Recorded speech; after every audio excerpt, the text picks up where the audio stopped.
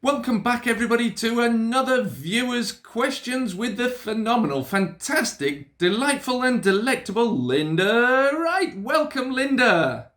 Hello, everybody. How are we? We're fantastic today, Linda, and thank you for coming back once again. Gosh, we've done an awful lot of planning videos, and a lot of them have been around the commercial arena, but today we've got a really clever, interesting residential question. This one has come in from our YouTube viewer, Tony. And Tony today asks the question, I bought a house in 2014. It's a grade 2 listed building. And 2 years earlier in 2012, the previous owner built a conservatory, but they didn't get planning permission for it. Do I now have deemed consent? Because they told me I would have deemed consent after 10 years. Now, I know, I can just see the steam starting to fizzle out your ears. Deemed consent's one of your favourites, isn't it, Linda? Absolutely. There's no bloody such thing. People, well, there is a such. So there's no such thing as a planning precedent then either? Oh, don't. Each site will be determined on its own specific merits. I'm sounding like an old planner now, but it's true. Right, go on. What's the question here? Can he apply to the council for a certificate of lawful use for the development that was done in 2012 by the previous owner? Because it's been more than 10 years. You would think so, wouldn't you? I mean, it's a grade 2 listed building, so I mean, come on. That's the problem. Okay, so yes, yes, you can apply. It depends on what size of conservatory extension, whatever it was. And there are two separate threads to this. One is planning permission, and the other one is listed building consent. And it's a grade 2 listed building.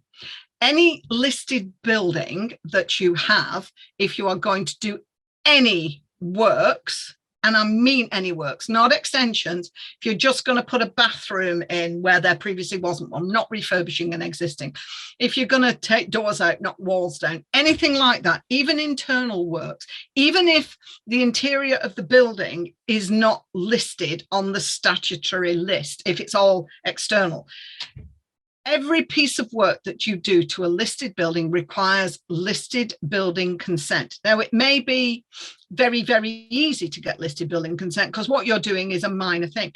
But if you don't, you can end up in court. It's a criminal offence. So you must be very, very careful with listed buildings. Now, let's go back to the planning permission. Planning permission, as we know, you've got permitted development rights for domestic residential properties. And for most properties, and I mean, some listed buildings can be tiny little cottages and not have much permitted development right available to them. But if it's a larger house and it's had a conservatory put on, then the argument is lots of these conservatory companies, I will not name names, will come along and say, oh, yeah, it's permitted development, you don't need planning permission, it's fine. Well, that is true for a lot of very specific sizes. And obviously you look at the GPDO and the size. So from the point of view of submitting a certificate of lawfulness, yes, you can submit a certificate of lawfulness for the existing works, the works that have been done, for the planning permission side of things. And the likelihood is that if you submit a certificate of lawfulness because the conservatory has been there for 10 years, the likelihood is they will grant a certificate of lawfulness.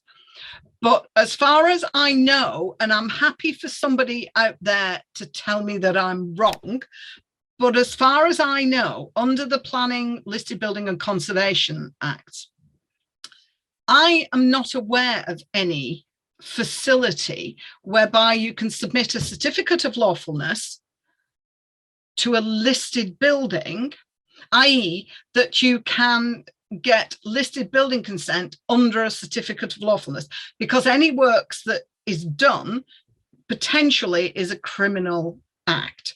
So I think what you're going to have to do with this, you may want to submit a certificate of lawfulness for the planning purposes, but it probably didn't need planning permission. It was probably permitted development, and that's probably why this situation has arisen. But it would certainly have needed listed building consent. The only thing, in my view, that you can do now is to submit a planning application for listed building consent. It's not planning application for the it's not planning application for the actual conservatory. It's not planning permission. It's listed building consent.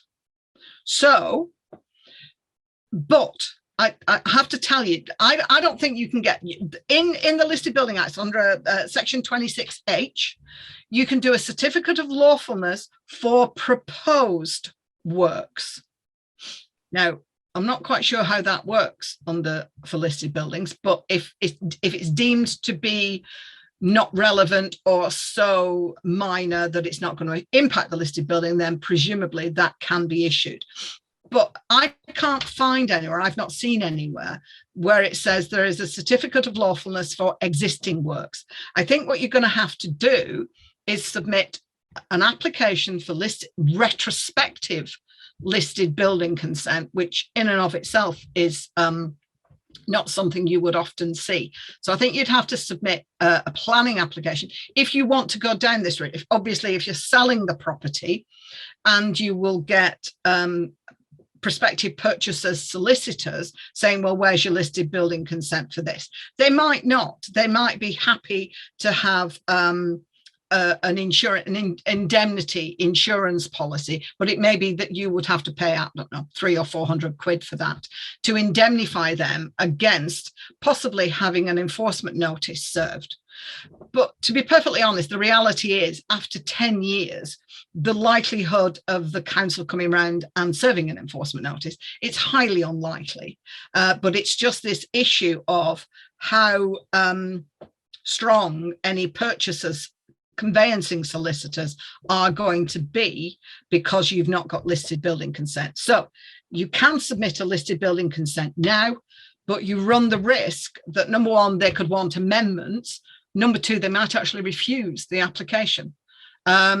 So from that point of view, those are your options, really.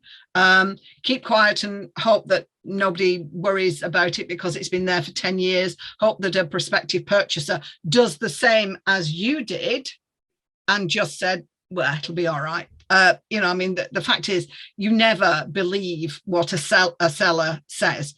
You very rarely, and I'm going to upset estate agents here, but the function of estate agents and the owner of a property when they put this building up for sale is that they want to sell. It's not to protect your planning credentials going forward. So if the council comes along and serves an enforcement notice 6 months down the line after you've bought it, that's not their problem. They've got the money in the bank. They'll be lying on a beach in the Caribbean somewhere. So from that point of view, never never believe what a seller is telling you because they want to sell the property. If you're selling the property, if you want to submit an application for listed building consent now, there is a risk. There is a risk. So those are your options, really. Just say nothing or submit the application with the risk that it could jeopardize.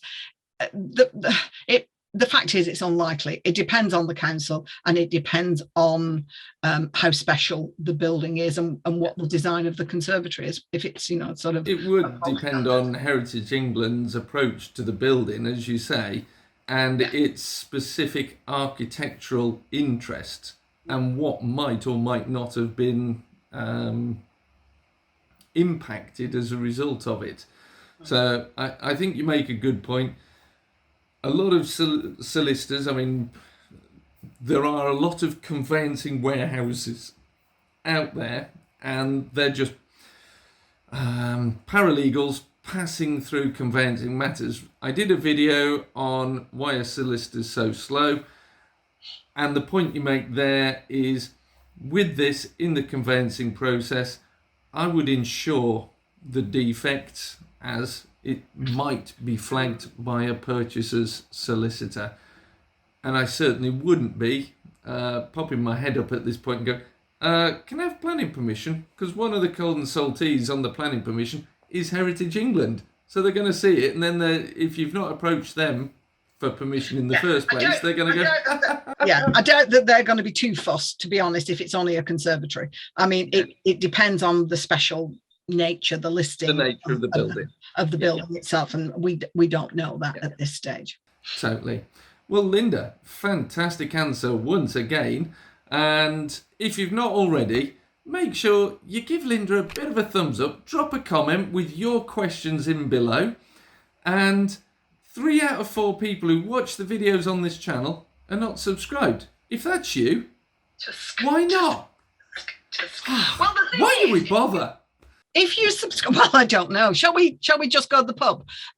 If you subscribe and hit the notification bell, listen to me. I sound like I know what I'm doing on YouTube. Ha! For YouTuber. And I'm a fluencer, darling, a fluencer. Kim Kardashian, I am not. But there we go. If you hit the notification bell, then as soon as Andrew and I do another one of these planning videos, you're going to be notified. So, there might be something on there that you really needed on what we're talking about that you really needed to know. Do you really want to risk missing that? On that note, Linda, thank you hugely again. You've been fantastic.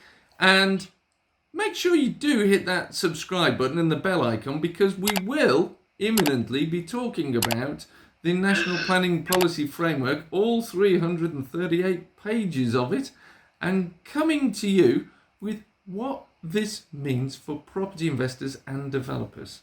Yeah, don't let him frighten you with the 338 pages. Trust me, we're not going to go through every page. We're just going to go through what we think might be relevant to you as a property developer, a property investor. And once we've gone through it and we've taken out the cover page, the 3 blank pages, the index, the appendix at the back, there's only about 5 pages in it.